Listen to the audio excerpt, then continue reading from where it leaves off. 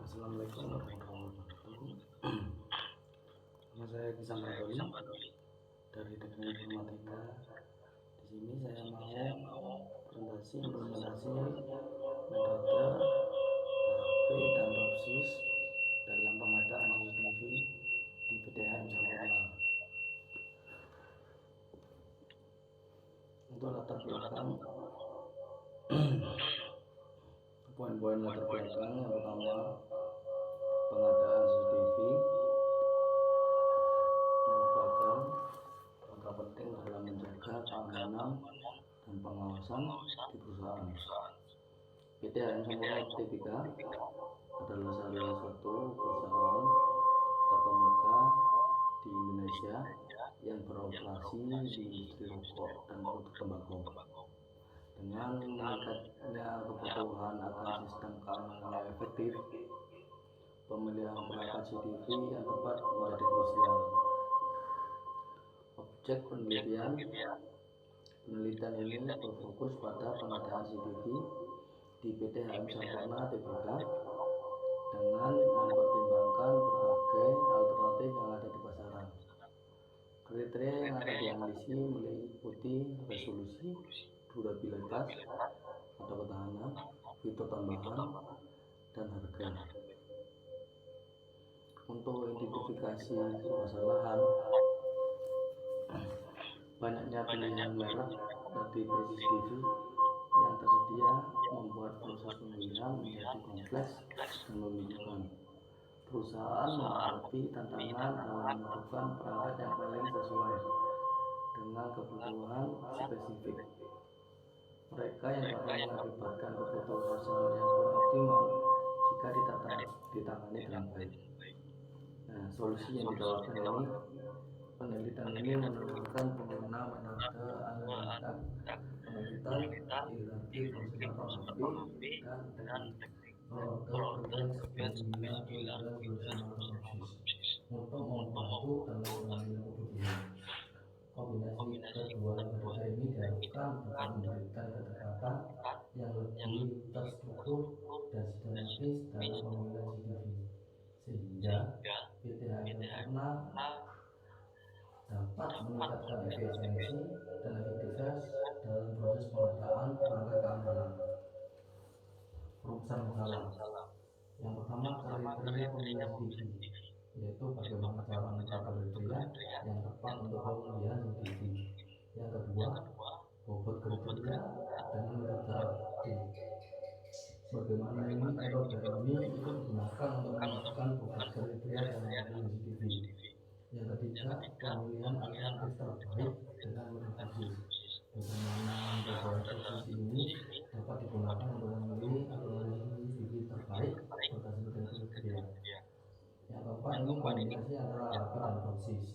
Bagaimana kombinasi antara HP dan dosis ini dapat menghasilkan solusi optimal dalam pemilihan CCTV. Yang kelima, implementasi sistem pengambilan keputusan.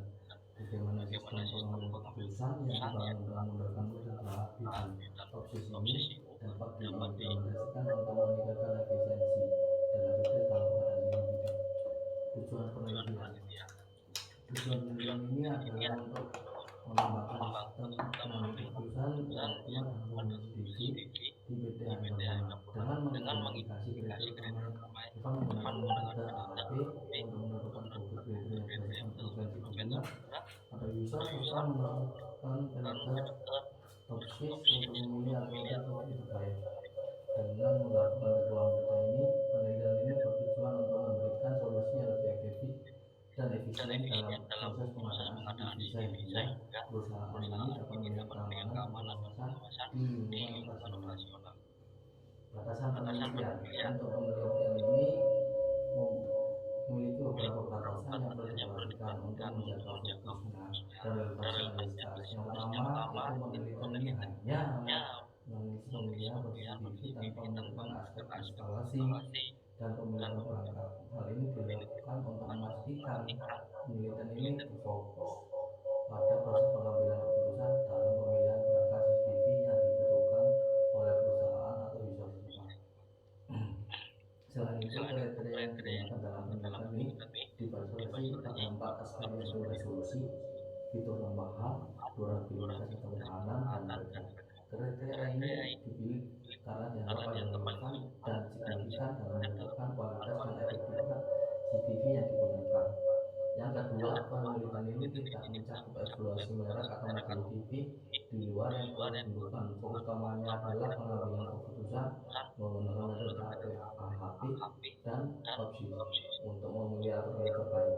Dengan demikian, hasil penelitian ini diharapkan dapat memberikan rekomendasi yang jelas dan terarah dalam pemilihan CCTV.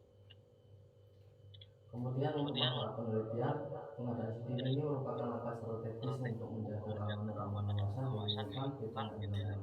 Sebagai perusahaan terkeempat di Indonesia menghadapi tantangan dalam memilih produk CCTV yang sesuai dari berbagai alternatif. Penelitian ini diharapkan memberikan manfaat teoritis yang signifikan dalam pengembangan ilmu pengambilan keputusan multi-kriteria, khususnya dalam konteks penggabungan metode AHP dan TOPSIS. Dengan integrasi kedua metode ini, penelitian ini dapat memberi kontribusi pada literatur yang ada dan menjadi referensi bagi peneliti lainnya di bidang yang sama.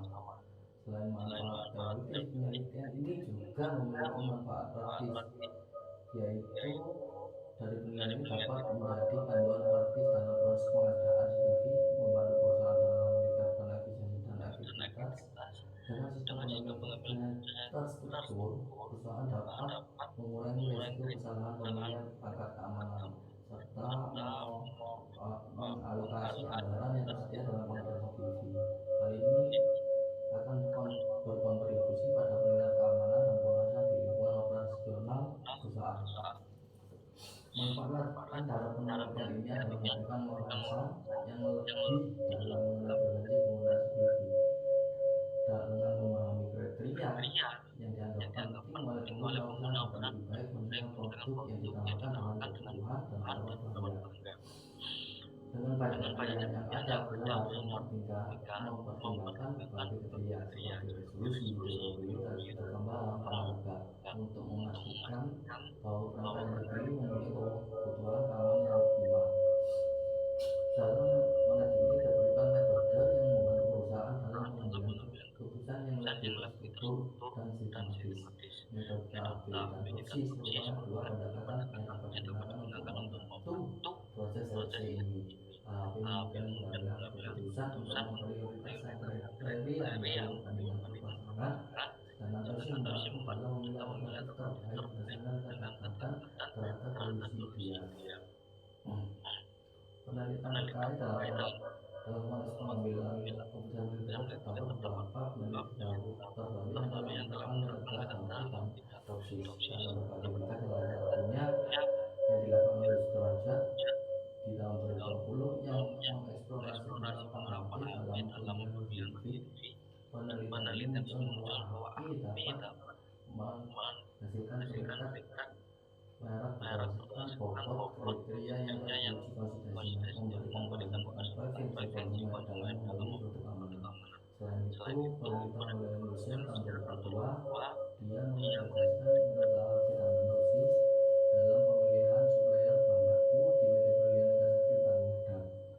Hasilnya, dia menunjukkan efektivitas pembelian kedua dalam menentukan supplier bahan baku yang kriterianya dapat diadaptasi oleh konteks pemilihan CCTV di PT yang sempurna. Penelitian ini memberikan bukti bahwa penggunaan teknologi secara bersamaan dapat meningkatkan akurasi dan objektivitas dalam pengambilan keputusan. Penelitian lain juga oleh Daya Rasna Widya Hasti tahun 2020 yang menggunakan metode TOPSIS untuk menentukan CCTV terbaik berdasarkan kriteria seperti jenis kamera, lokasi pemasangan, dan biayanya. Hasilnya ini menunjukkan bahwa TOPSIS ini dapat memberikan rekomendasi yang objektif dan mendukung pengambilan keputusan yang efektif. Dengan mengacu penelitian ini, penelitian yang dilakukan PT diharapkan dapat memberikan kontribusi tambahan dalam pengembangan dan penerapan metode AHP dan TOPSIS dalam konteks pengadaan CCTV. Kajian pustaka. Kajian pustaka ini mengait dua metode utama yang digunakan dalam pengambilan keputusan, yaitu AHP atau TOPSIS. AHP ini dikembangkan oleh Thomas L. Sadi pada tahun 1970 bertujuan untuk memecahkan masalah pengambilan keputusan yang kompleks dengan cara mengolah menjadi struktur hierarki yang sederhana.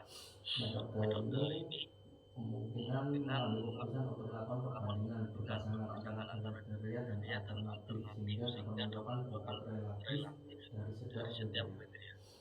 Proses relatif ini meliputi penyusunan hierarki, perbandingan berpasangan, normalisasi, dan uji konsistensi untuk memastikan bahwa pemilihan yang diberikan konsisten.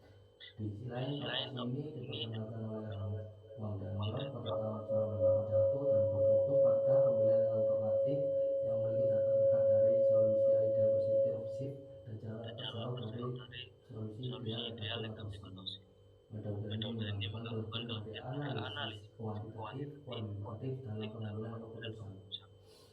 Proses ini meliputi pembuatan metode keputusan, normalisasi metrik, pembuatan penentuan solusi ideal, perhitungan jarak, dan perbandingan alternatif berdasarkan nilai preferensi.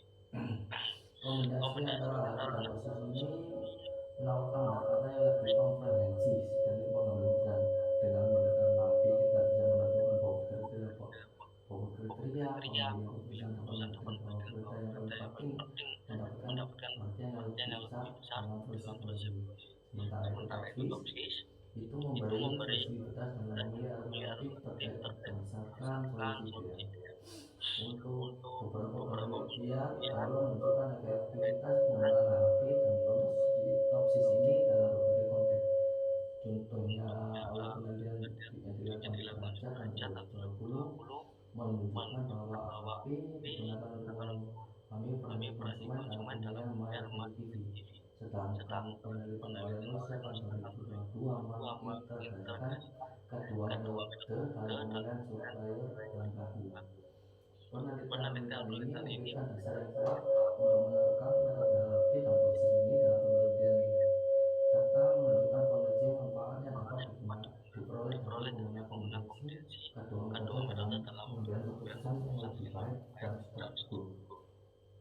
Metode penelitian ini menggunakan metode kuantitatif dalam pendekatan SPK untuk menganalisis pemilihan CDV di bidang HM sempurna. Metode kuantitatif ini dipilih karena memungkinkan pengumpulan data dan analisis data nominal yang dapat memberikan hasil yang objektif dan terukur. Pertama dalam penelitian ini adalah pengumpulan datanya. Data pribadi diperoleh melalui cara dengan menjelaskan atau staf terkait untuk mengidentifikasi kriteria yang relevan dalam pemilihan CDV. Selain itu, data sekunder juga dikumpulkan dari literatur yang mengenai CDV, fitur, dan spesifikasi teknis. Pengumpulan data ini tujuannya untuk mendapatkan informasi yang komprehensif dan akurat mengenai kriteria yang akan digunakan dalam analisis. Setelah data terkumpul ini, tahap selanjutnya ini adalah penentukan kriteria pemilihan. Kriteria ini digunakan untuk dalam penelitian ini ditentukan berdasarkan hasil wawancara dan literatur yang ada. Kemudian setelah kriteria telah ditentukan, maka berikutnya adalah menerapkan metode API yang untuk melakukan perbandingan berpasangan antara kriteria yang telah ditentukan dengan yang dilakukan. Metode API ini digunakan untuk menghitung bobotnya relatif dari setiap kriteria berdasarkan hasil perbandingan berpasangan.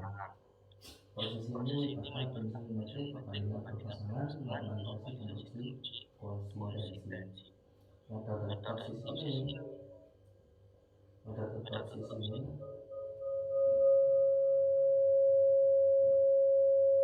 diterapkan untuk mengevaluasi alternatif CDV berdasarkan kriteria yang telah ditentukan.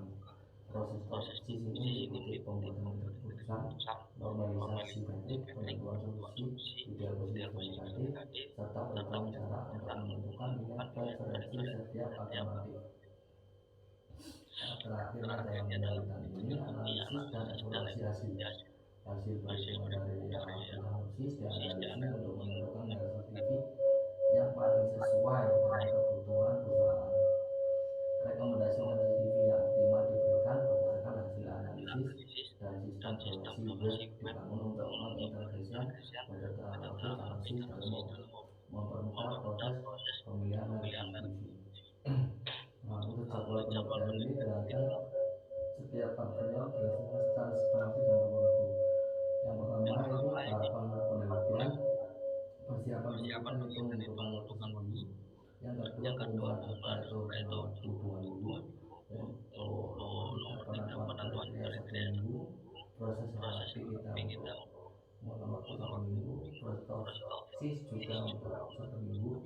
Kemudian kita menganalisis dan evaluasi hasil itu sekitar 2 minggu. Jika sudah ada hasil tentang pengembangan sistemnya itu membutuhkan waktu 3 minggu. Kemudian kita uji coba dalam verifikasi sistem dalam kurun waktu 2 minggu. Kemudian menyusun laporan penelitian 2 minggu, dan untuk laporan penelitian untuk finalisasi seminggu. Nah, berikut daftar waktu sepakat